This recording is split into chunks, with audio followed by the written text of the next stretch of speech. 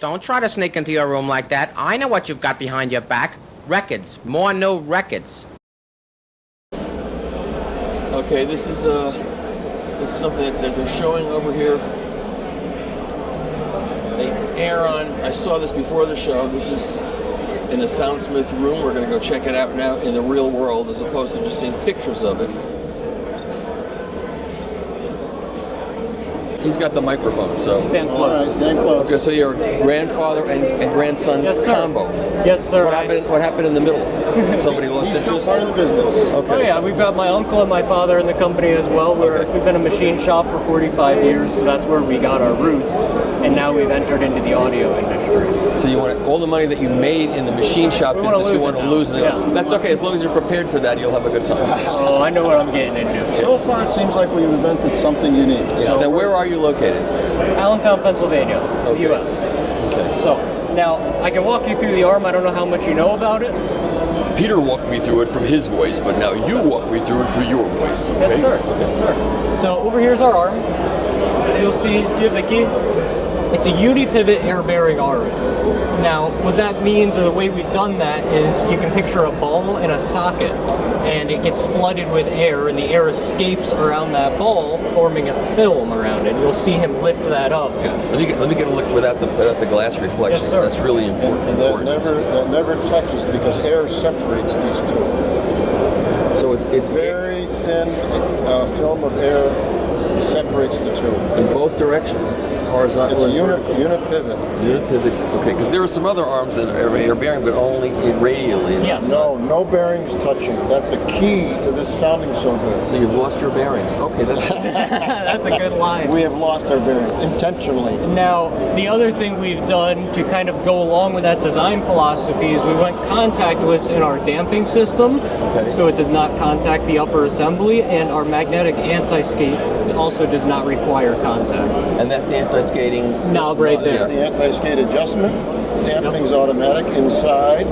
Oh, that's the adjustment. Okay. This is the anti-skate adjustment. That's your cueing mechanism. And how is the anti-skating accomplished? Magnetic. Yes, sir. Okay, and then you have the gauge at the bottom there is for VTA, SRA. VTA, and Correct. you can adjust this while the record's playing. Same with the You can anti-skate. adjust the anti-skate while the record's playing. Okay. While the record's not playing, you can change this. You can turn this knob, which tensions the entire tube. Oh. And you can change that construction to have a different tension or compression, and it does affect the sound. Sure, it's going to change the allows resonant frequency of the whole system. Something it changes, Yeah. and it helps you balance the cartridge and the construction of the whole system. Helps you find the sweet spot with all of your equipment. I like that. Okay. It's unique.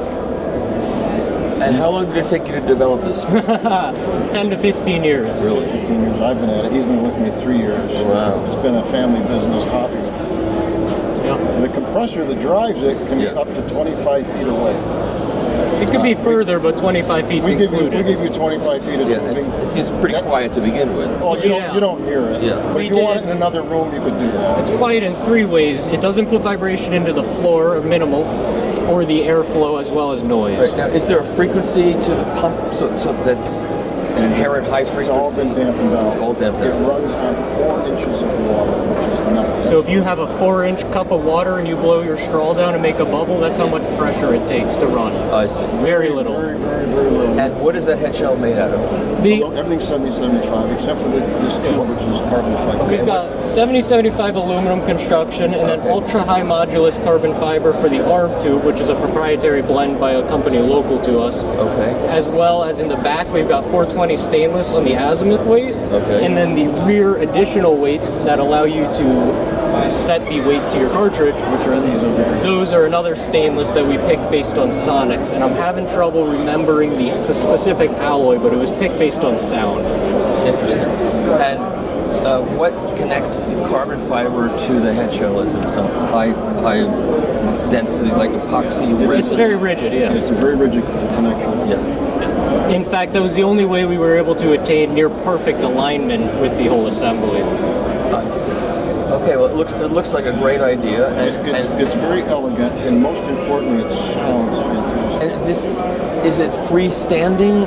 This one is, You or you can have an armboard. So you can have it freestanding as a second arm on a Yes. an arm pod, or This is an armboard mount. and you'll see. That's a freestanding. This is in the case. I see. Right. Would you like to? And that's how much hangs below.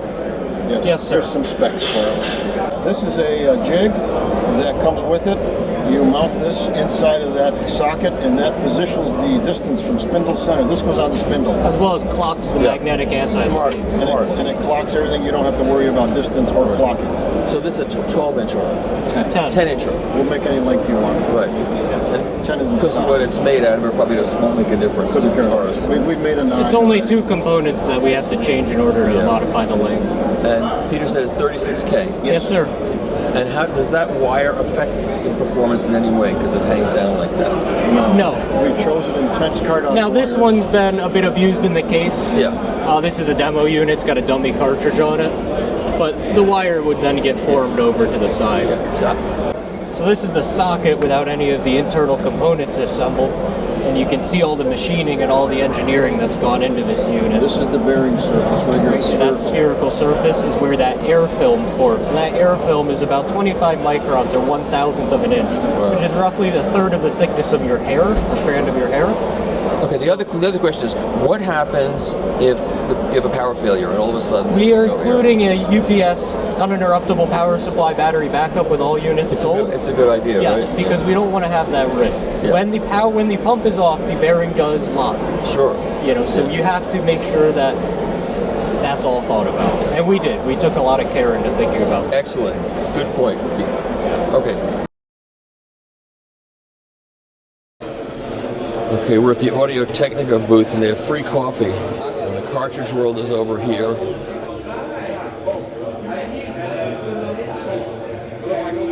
Hi there. How are you doing? I'm doing good. How are you doing? Good, thank you. Good to see you. Anything new to show me here or no? Yes, the new VM series. This is new. It's new. Okay. It's too big though. It is too big. See the turntable. I mean, yeah. What's it going to fit in? So this is the new VMX series, where we've taken our ever popular move magnet VM line and just brought it more up to date. The big change is we're saving all of your fingertips by adding captured threads. Thank you. We've listened to what you said. Thank you.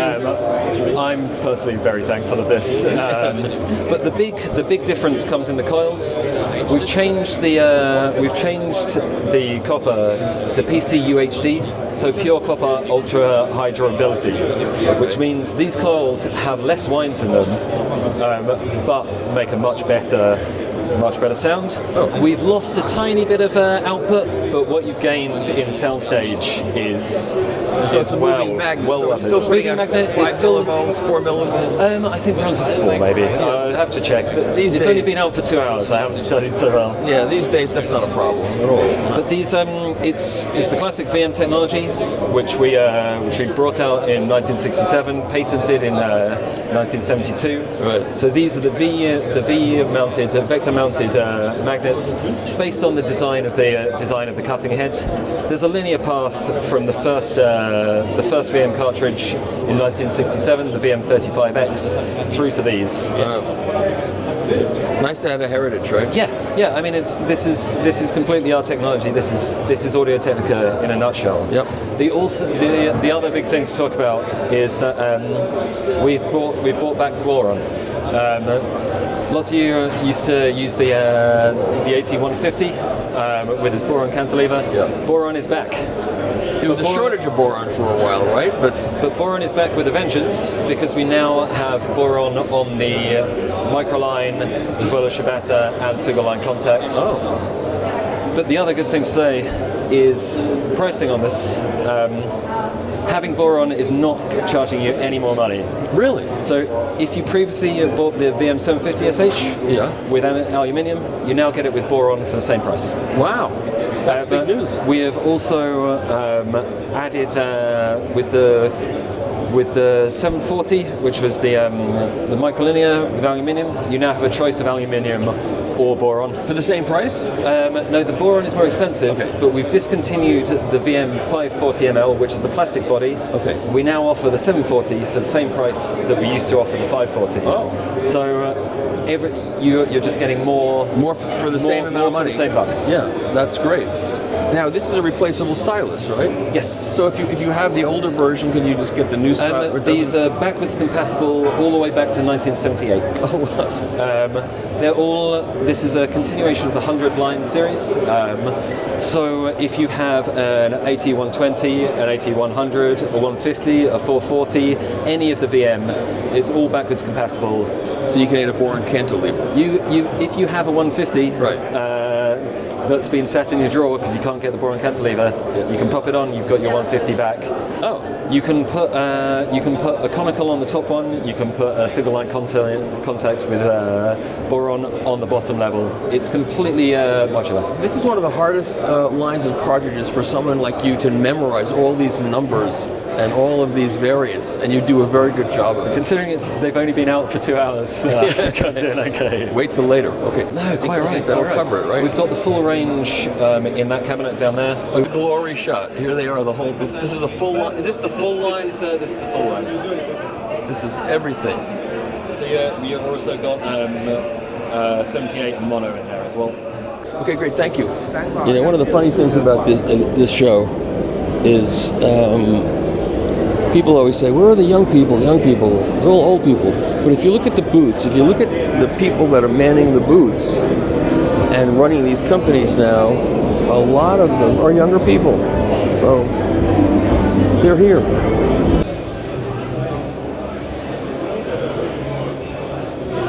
I see you in Slovenia. I see you here in Germany. I see you all over the world. Well, it's all over alles. How are you? How are you? Good to see you. Likewise. You okay? Yeah. Third day. I'm tired today. Yeah, but I'm good. Anything new here that you've got? Finally, we managed to finish the Sapphire 12. Oh, that's big news. We add the VT tower in a more simpler way as with the other Tonearms. Right. Oh. So it has here simple this like a that you can adjust, you can set it up that you memorize. It's like a memory, whatever you can call it. Yeah. Then you go down whatever. Oh. Then you lock it, of course.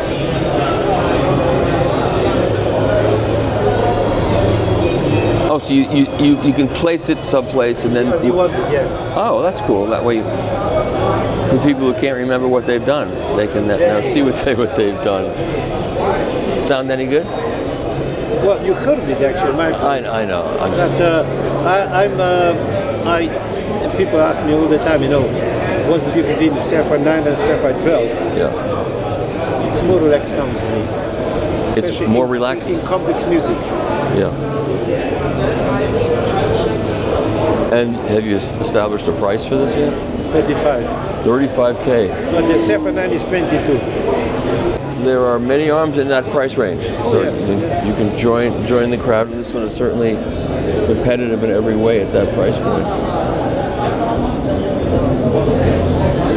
Oh, you got one. So this is Sapphire housing on 2 pieces. Then we're using 1-piece diamond cantilever. Yeah. But we put the diamond cantilever in Sapphire tube, which then connects to the blade which carries the coils. So we skip that metal there. Oh. Is that currently in production? Have you got these? I have finished some, but I'm getting first few very shortly, and then in full production will be the end of this year. And what's that going to cost? The same. 35,000. Whoa, man. But I'm looking like this. Let me say, very easily you can have a system for €1 million or dollars. And if you use this cartridge, let me say you spend 35,000, but the end result in your system, if it's properly set, it will be quite a big experience. So that money, I'd say, will be well spent. But you don't want to break it. It's quite rigid, but of course. So it's quite an improvement from the aluminum housing with the same motor coils. Oh, I'm sure. This is what you had in my place.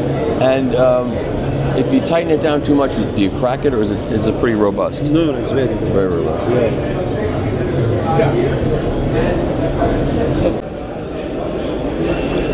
And And to finish the ensemble, we have a sapphire. Oh, that's heavy. A sapphire clamp and the mat. And what are the properties of the mat? It absorbs energy, or I'm not quite sure. What's the best solution for the mat on the turntable? Yeah. It depends on the platter. Exactly. That you want to achieve, but this is again because if record vibrates, you need to stop it. Yeah. So if you want to stop it, you must have harder material, but they have a high resonance. If it's too soft, it will vibrate and you will lose the bass. So. Right. And so how much is that weigh? Oh, the weight is I don't know. How much? It's 4 millimeters thick, so it's very rigid. And the price will be 9,800. Okay, so how much does the clamp cost? $6,000. $6,000 for the clamp. I know. But listen, it is what it is, and people are going to want it, or they're going to say, I'm not paying that. The solution is this one. You need to try it in your system and see where you are. Yeah, wow. Very gentle. It's very beautiful, that's for sure. And it's perfectly flat, hopefully. You cannot machine it that is not flat, because the diamond tools, they will break. It's not. Okay. And is the next round going to be diamond instead of sapphire? I think that I could buy quite a lot of audio companies if I make the diamond. Yeah. You know what? In the big picture, to tell you the truth, that without a doubt is one of your most brilliant achievements as far as I'm concerned.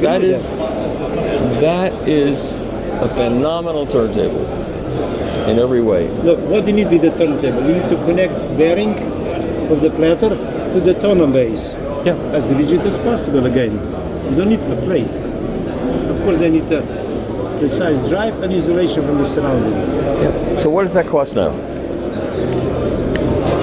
I think that the combination with our unipivot tonearm, I think is without power supply. Yeah. I think it's 3,300 euros.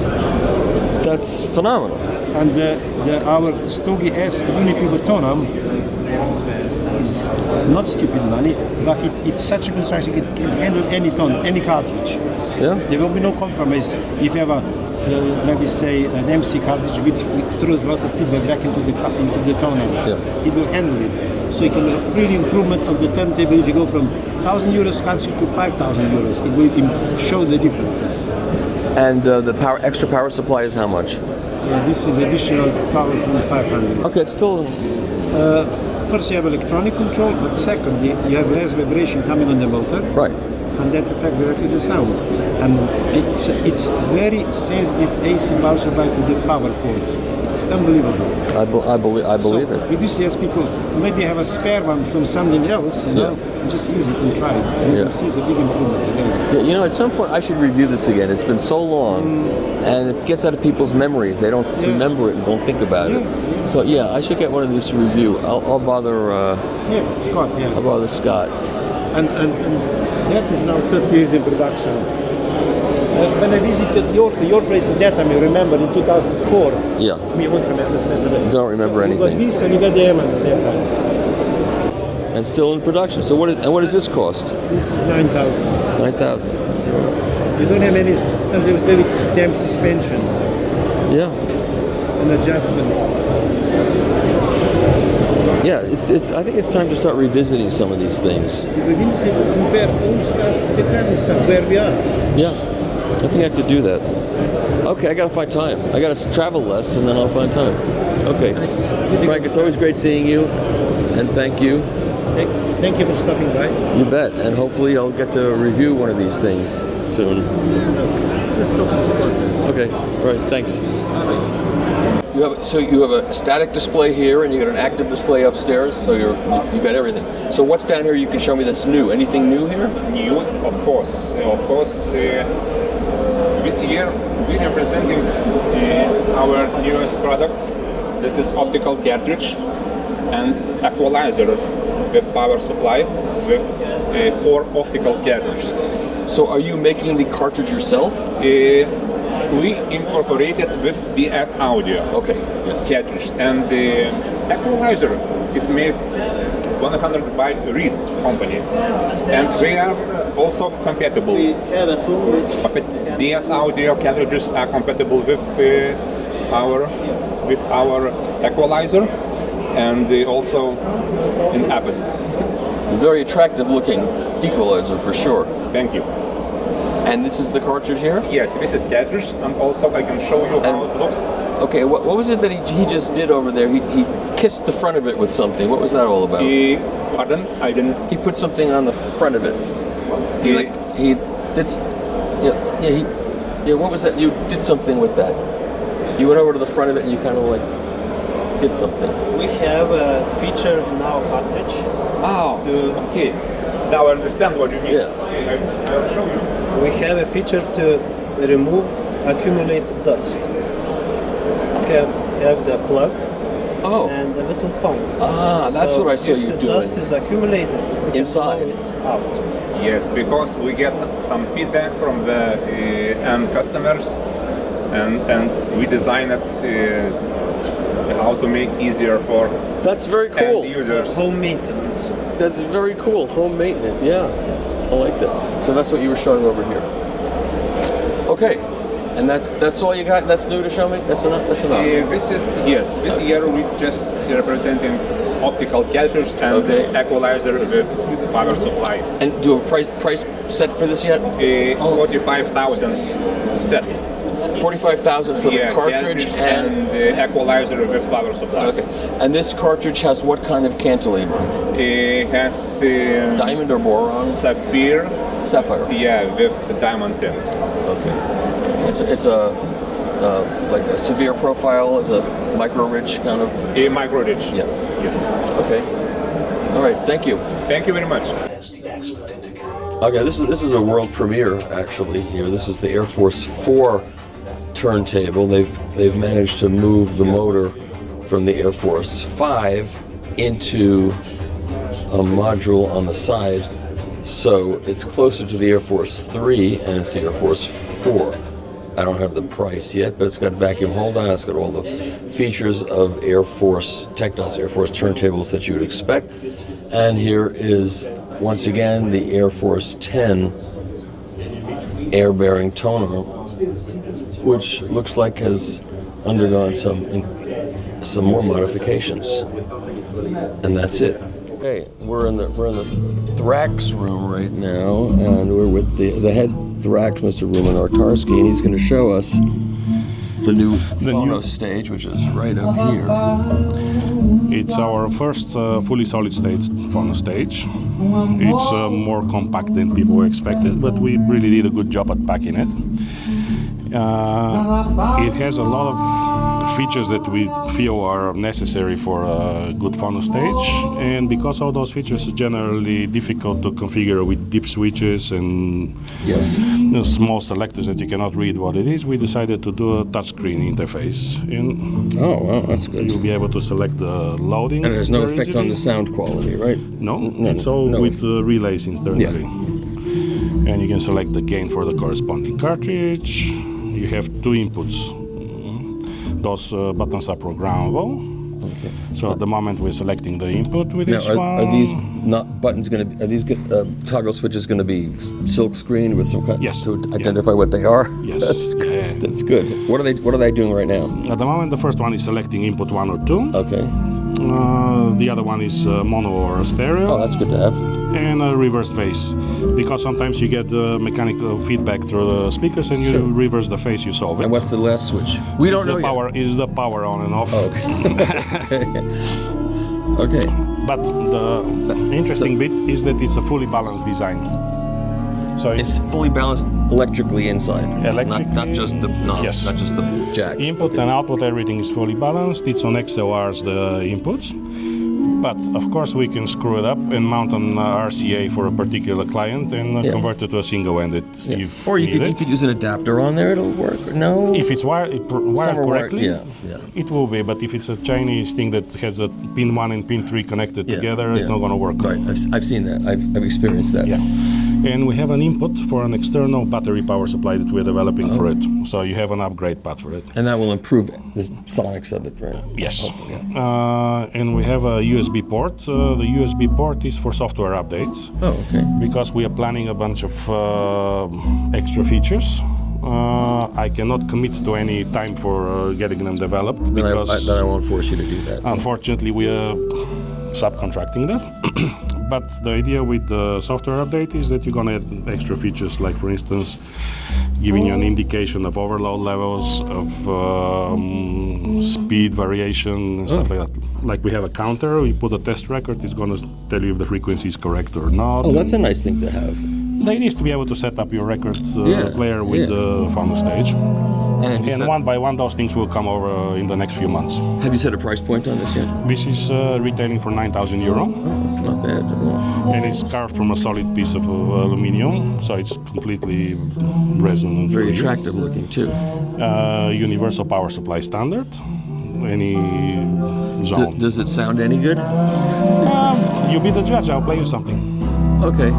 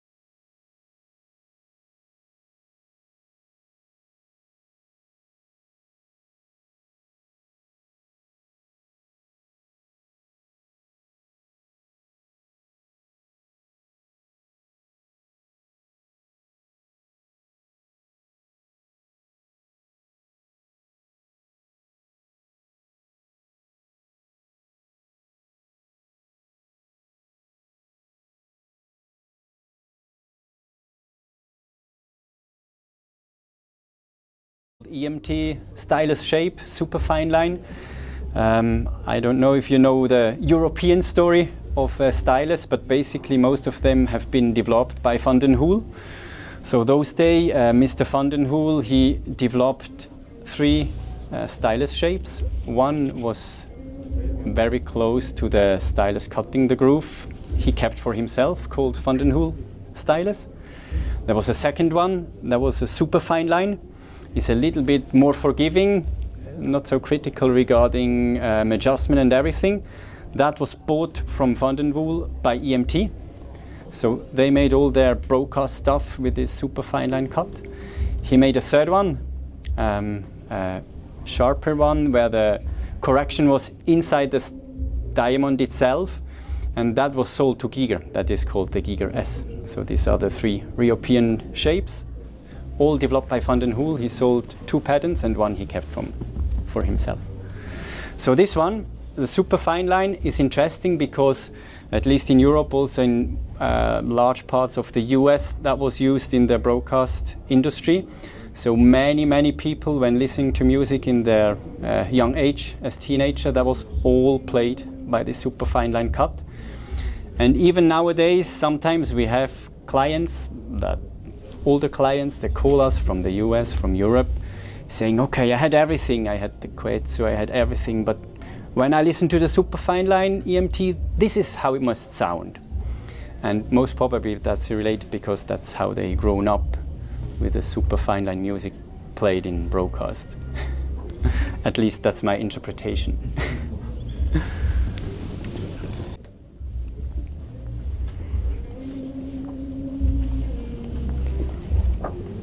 And also in stylus shapes there was some development. I'm very proud that we have two representatives from Orbray, the one that produced this stylus. They are sitting here from Japan, you and the boss. Thank you for joining the demonstration. What we are going to listen now is a micro-reach stylus. I would say that is the most modern available. You can see the shape on this graph. This stylus is quite special because it has like a diadem part on its head. And the speciality or the real nice thing is that even if this stylus gets used, it will always keep the same radius. So that means over the full lifetime, it will sound very, very similar, and then it will drop down, then it's used. While most other stylus gets worn from time to time and get worse with the years. Yeah. So this is the most modern stylus we have. I don't use any other in our cartridges. We will listen now the same cartridge that we had before with this stylus installed.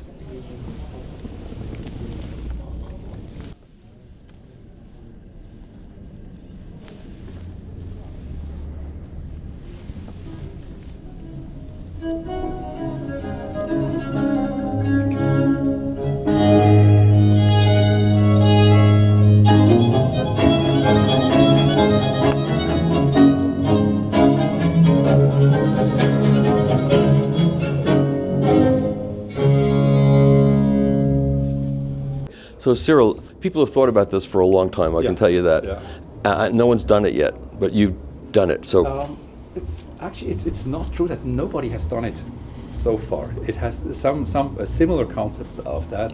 Turntable has been in the market from the Really? 70s, yeah, but it disappeared around the early 80s. Who did it?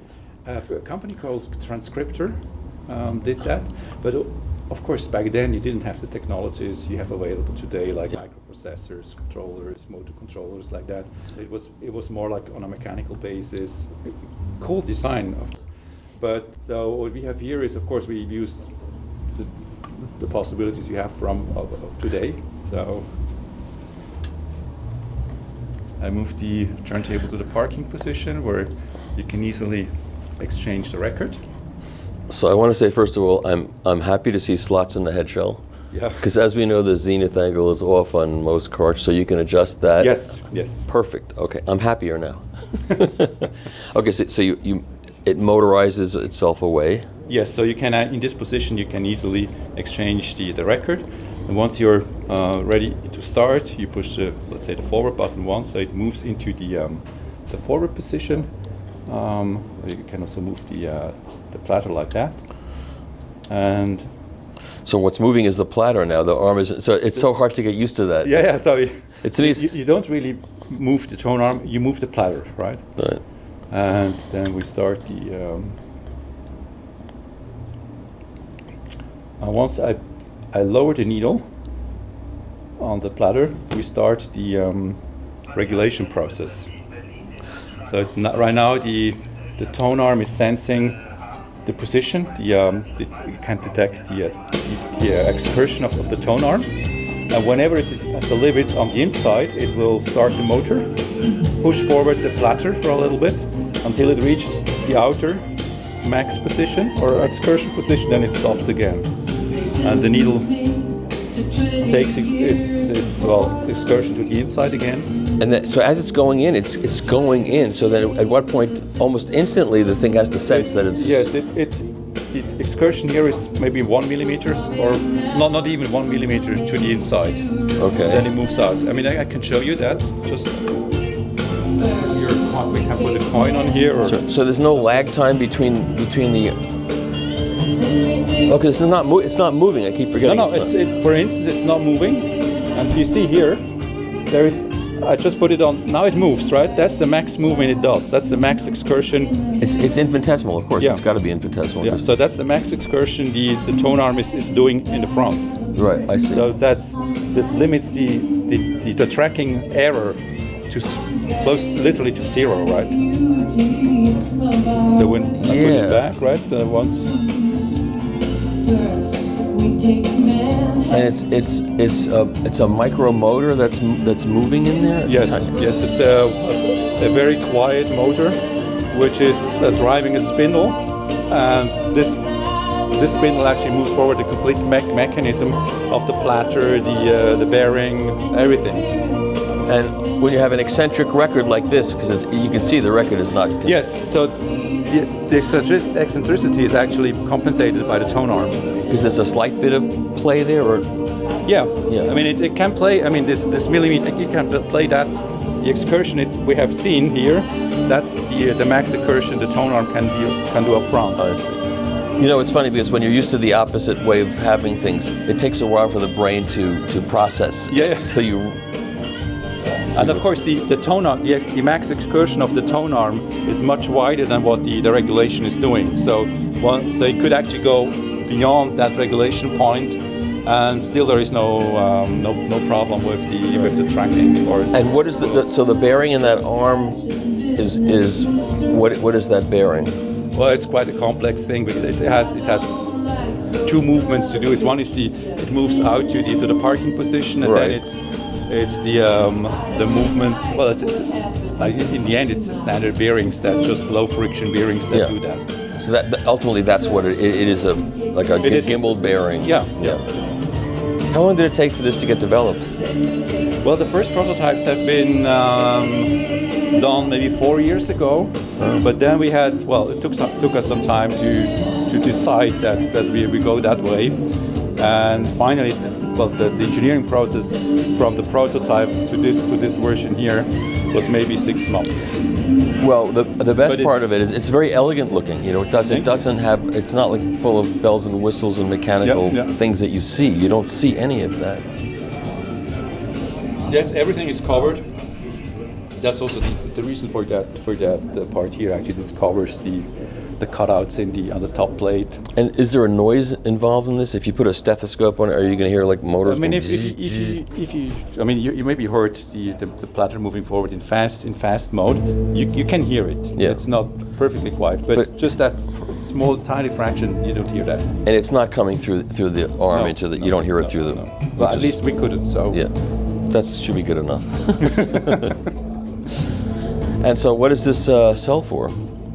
Well, we haven't the retail price for US right now, but it's 67,500 in Swiss francs in Switzerland, which would translate most likely to something like 80,000 euros here. US, maybe, I don't know, tariffs and the we don't know tariffs yet. We don't know what's happening yet. So maybe might end up, I don't know, 90, something like that. Yeah. Well, there's a considerable market at that price point at this point in time around the world. So. And what are those little? This is not a vacuum hold down, is it? No. So these actually are used to. There's a sub platter underneath, and these are used to align this platter to make it perfectly level. I see. And those are like are there like little set screws in there? Yes, there are 3 thread screws, and it's a spheric. At the bottom of it, it's not a point. It's 3 balls and a big ball sitting on top. I see. And the arm it's a 9-inch arm, but that's 8 inch. It doesn't matter though because it doesn't matter. No.